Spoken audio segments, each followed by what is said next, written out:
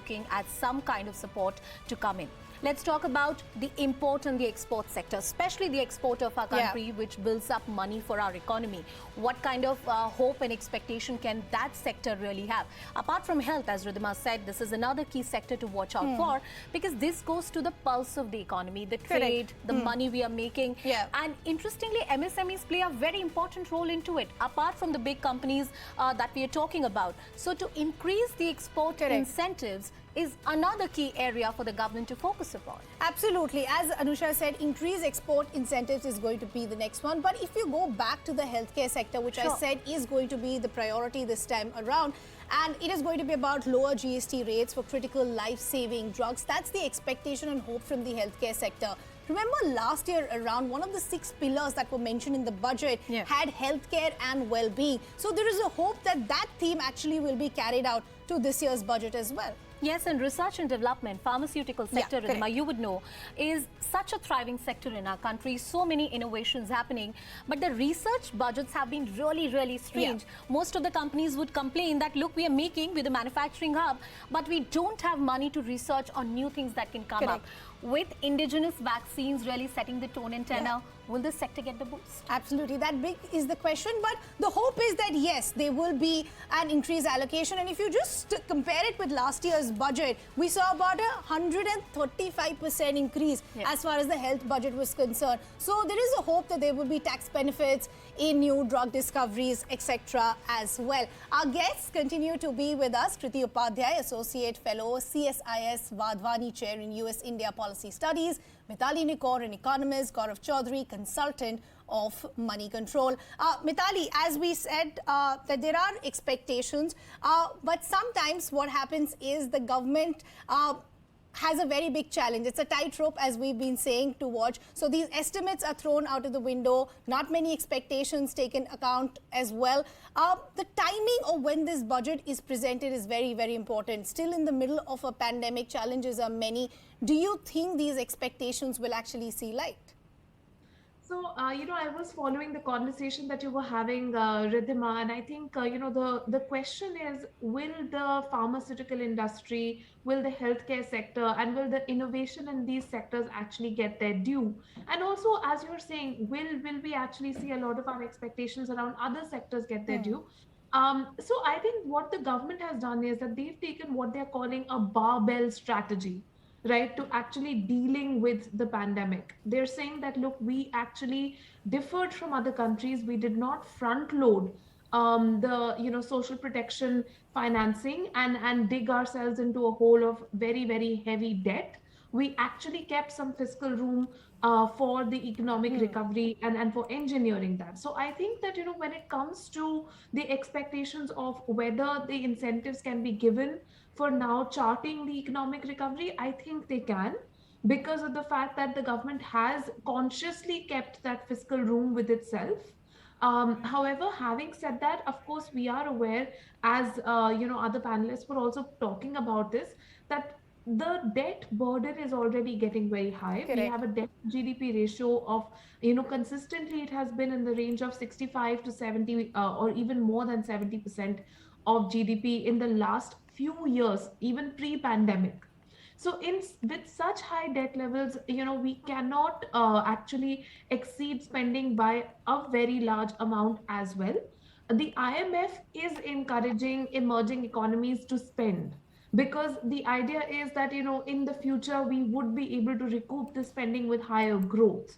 But there's also uncertainty. So therefore, we have to pick the sectors, pick our champions, and say that, yes, we are going to actually back up these sectors. And I think pharmaceuticals really happens to be one of those champion sectors that the government has chosen even for the PLI scheme.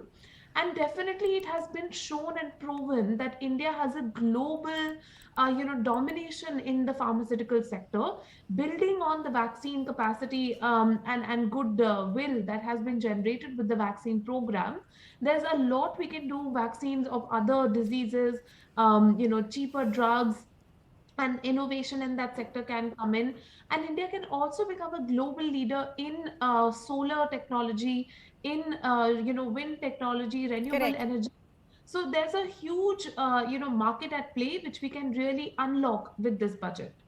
Absolutely. That's the key thing to look at, especially the pharma and the health sector. But Ridhima, also talking about the education sector and what are the key things that can be done. This is yet another sector. You have the new national education policy, a lot of thrust on local languages. And we're also talking about using more and more technology as far as the education sector Because that's the divide that we saw during the pandemic, Anusha, with schools being shut and everything moving online. We'll get to that in just a bit. But this is again a sector which is looking for increased GDP allocation. For years, we've spoken about can that number actually reach to a 6% contribution of the GDP? And that really is the hope this time around as well. Absolutely. And that number to reach 6% of the GDP means more schools, more teachers, more resources on the ground to increase the literacy rates in our country and to boost further education. Increase allocation, the implementation of the national education policy, as I just said. There is more thrust on the regional languages and, of course, the need for robust digital infrastructure. Absolutely. Because as I said, because when you saw that entire shift that happened to online, you saw a big digital divide that was created. And this is the time you need to build infrastructure to ensure that divide is not carried forward. Other than that, of course, there are GST concessions for affordable education. This, of course, a rationalization of GST is a cross-sector demand to bring some sort of relief because nobody has really made too much money, leaving the top rich, which as per an Oxfam report have only got richer. But other than that, people have lost income and salaries have been impacted. And focus on upskilling and reskilling of the workforce. You have a lot of graduates in our country, but the Prime Minister has spoken about it. You have the graduates, but what kind of skills do you have? Apart from education, it is also very important to upgrade the skills that you have had acquired and to continue upskilling them. And that's going to be the key focus area going forward.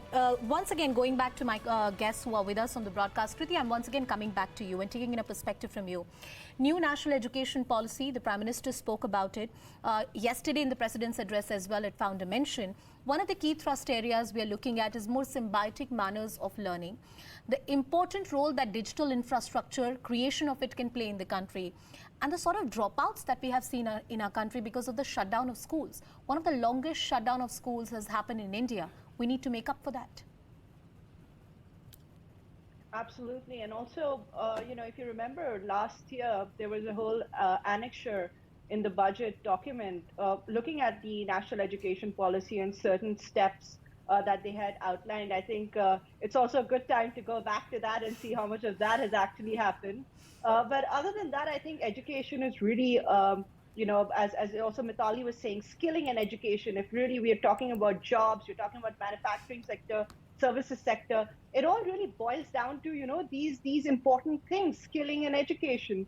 And I think there are two things for the NEP that, that I'm looking out for. One is, of course, internationalization of education.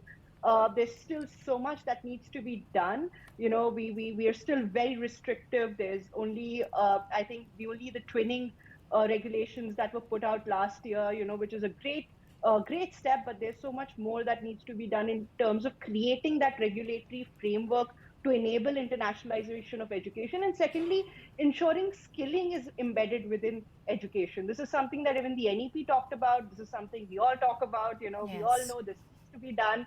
But I think it's about time we make a start. And there have been great steps.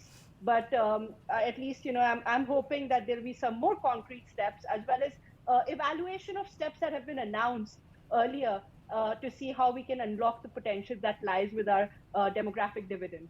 Absolutely. I think that's a fair point that Kriti is making, and I think that's going to be the challenge as far as the education sector is concerned, which is how do you reinvent the sector but also stick to the target of what the NEP has really put out. We'll of course continue that discussion, but let's also play out some conversations now.